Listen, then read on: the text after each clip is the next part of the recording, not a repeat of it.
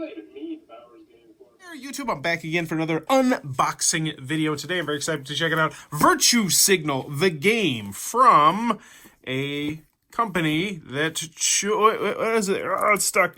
Incel Riot. Now, I want to start off by saying I don't know what I'm going to be opening in this box. I heard there was like a controversy around this game or around the company or around something they said. Not quite sure, but I'm going to put aside whatever controversy may be. I don't even know what it is, to be honest with you. And we're going to focus on the game itself and what we're getting inside this. So I will say straight from the box, my hopes are low. And there's one big glaring thing that screams a little bit amateur here, which is the fact that where's the player count? Where's, like, it doesn't tell me, like, what age this is to be played. It doesn't tell how many players I need. So when I put this on the shelf, I'm just going to see this or that. And if you have a lot of games on your shelf, that is a problem because you're going to forget how many players this plays. So that does seem a little bit... I can get past it, but it's something that bugs me here. Well, let's check it out. Virtue Signal, the game. Principles for Progressives. It looks like it's just going to be, yeah, cards. Nice insert here. I do like when you can pop this out. Always a big fan of that. So it looks like the components are going to be something that's going to be too bad. Quality box. Very happy about all that. And I also got to say I got an extra card pack, which I think was part of the Kickstarter. Or an additional one. Oh, we got our token marker, which looks to be the man, woman, I don't know, one of those progressive LGBTQ symbols. What do we got here? Virtue Signal is a bucket of cannibal maggots in which only the most psychotic survive. Players in Virtue Signal roleplay as activists on the social justice left through activism, journalism, and personal acts of progressive virtue. You attract NPC followers to your cult of personality. Wow. I don't know what exactly that means. The first player to assemble a coalition of followers with a total of 15 points is the winner. So we're trying to get 15 points. Players can hamper the progress of other warriors by using various speech cards and by accusing them, I think of is supposed to be there, of microaggressions. Microaggressions can be removed by virtue signaling, which I don't know. Okay, so it looks like it's going to be the kind of thing where you're matching up different symbols, different colors, that sort of thing. We got different cards, politics cards, economics cards, diversity, and I have a feeling the cards are going to be the star of this game. The cards are probably going to have a good deal of humor in them, I would imagine. At least that's what I'm predicting. Order of play, microaggression. I'm not liking the lack of examples as well. Like, they got a lot of artwork, which is great. I want to see your artwork. But, like, this is good. This is where we got examples, and then where are the examples over here? So hopefully we don't need examples over here. But that is something that raises my red flag. What is this? Superpower. Oh, is this character superpowers explained? Okay, so there's going to be some asymmetrical special abilities, it looks like. I'm a big fan of those. Not much. I feel like they really wasted a lot of space in the rule booklet, but hey, whatevs. Hopefully it's a good rule booklet and it's a moot point. So let's go. Star of the show, probably going to be the cards right here. Let's check it out. Ooh. They're easy to get off. I do like when they're easy to get off. All right. Yep. Lots of different colors on the side there. Asian Riot Girl. Hopefully it's got, yep. Ooh, these cards are a little flimsy. Hopefully you won't be using these cards on a regular basis, but with the card game, I imagine they would. The Lipstick Lesbian, Captain Fedora, the Trustafarian. So let's read one of these. The Golden Princess of Progressivism. You have no need of additional income and are free to fight for justice full-time. So this is pretty much making fun of a lot of the people that you see on the left. Politically speaking, in America, there's the left and the right, and the left is generally Democrats, very much more liberal people, and the right is much more Republicans and people who are against that sort of thing, and big government, or whatever the heck Republicans really believe, because it gets mixed up from time to time. Patriarchal oppression plot. So these are going to be plot cards. Okay. Not getting a feel for how to really play the game from what we got here, so that's going to be something I have to look at the rules in. So are these all... Okay, so there's different... I'm trying to figure out how they're doing the cards here, because some of them have different backs and some of them don't have different backs. The Twiggy Wiccan, the Venerable Elder, the Soy Boy, the Burnout, the Brood Patriarch. I'm sure just looking at these cards is making some people upset, which I think is the point. Asian Riot Girl, Ms. Problem Glasses, the Antifa Crusader, Captain Fedora, the lipstick lesbian, the trustafarian, the Marxist academic, the venerable elder, which for some reason has 2 cards. And I will say, you know, what they're going for here is a definite, distinct thing. And I have met all of these people in my life because I'm a very progressive liberal person on the left side. And so a lot of those do ring true. So if you're not in the know in like a lot of that stuff, those definitely do ring true, I do think, which is going to take some people off being called out like that, but that's great. If you act a certain way, you should be called out on the left or the right or whoever. Race to the bottom. So these are the plot cards, which I imagine, so I'm going to guess that these are different objectives you're trying to do each game.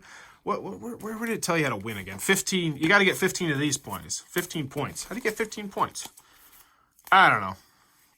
Wow, just wow, air quotes.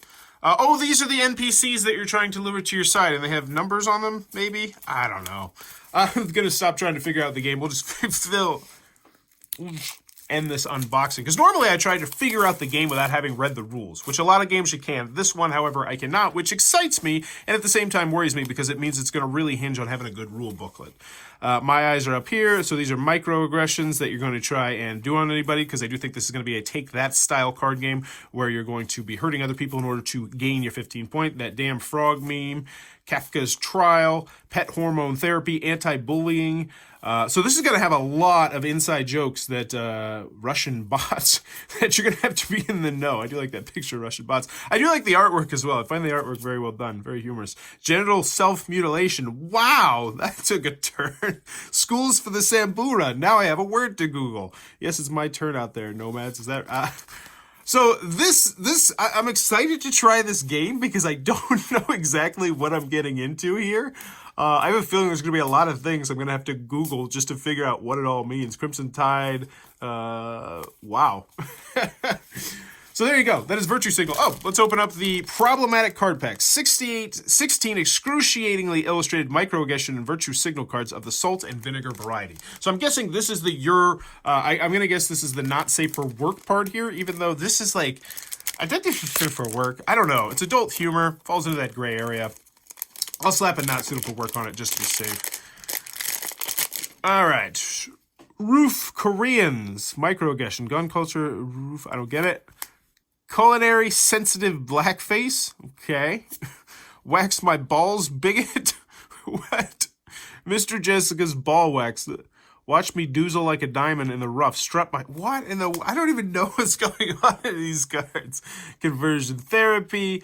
Actually, it's about ethics. Microtransgression. Review my crap indie game. I'll totally make it worth your while.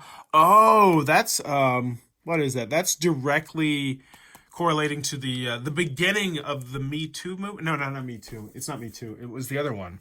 Gamergate. That was like at the very beginning of the Gamergate phenomenon, if I recall correctly. Was it all started with like someone doing something for good reviews or something like that. I don't know. You'd have to Wikipedia. It is just massive. I tried to look into it once and it was a lot. Male power fantasy. Clean your lobster bucko, problematic crush, microaggression. There's Trump, semester abroad, sees a virtue signal, beauty at any size, whitey must pay, frivolous rape accusation, fornicate with the homeless. What? Oh, I get it. That's actually okay. So I see something you're gonna do in the game. You're trying to prove that you're like better than everybody, which is something that I do see a lot on the left. And so one thing they'll do is it seems like they really try to one up each other on how awesome they are. So this one, oh, you're feeding the homeless. Guess what I'm doing to the homeless? Like that sort of thing. Which I find that funny. Sledding it up. My clothes are not my consent. Dear diary, where have the decent men gone? Perverse performance art. Okay, so now I could feel good about putting the not suitable for work. Perverse performance art and friend of Bill, virtue signal. Epstein didn't kill himself. Always nice to end with that card right there. So wow, that was a pretty lengthy unboxing. I will say, did they at any point tell you the dang player count?